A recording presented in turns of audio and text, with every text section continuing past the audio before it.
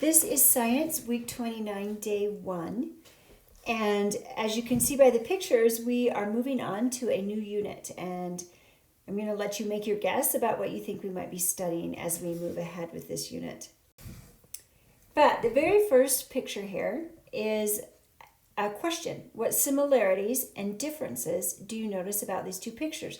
So look at the pictures and what is similar or what is more the same and what is different about the two pictures.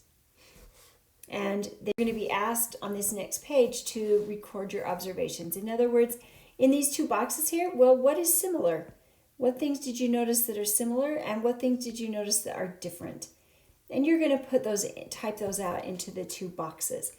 Remember, as always, that you can view it in present mode, but then you need to come out of present mode when you want to type in your answers.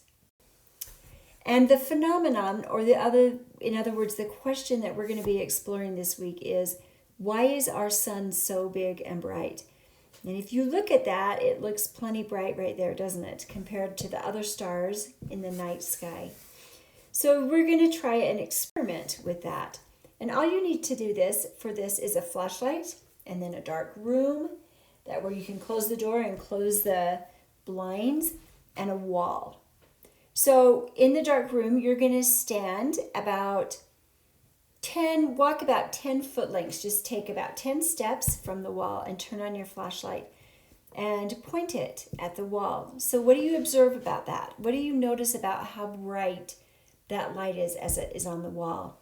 The second thing you're going to do is you're going to walk slowly closer to the wall till you're about only 3 feet away from it, and then turn on your flashlight. And what's different about the brightness of the light on the wall? And your last page here is where you're going to record, again, your observations. And observation is what you saw. And you'll just write that down. When the flashlight was far from the wall, or you were about 10 foot lengths away, what did you notice? And when the flashlight was close to the wall, what did you notice?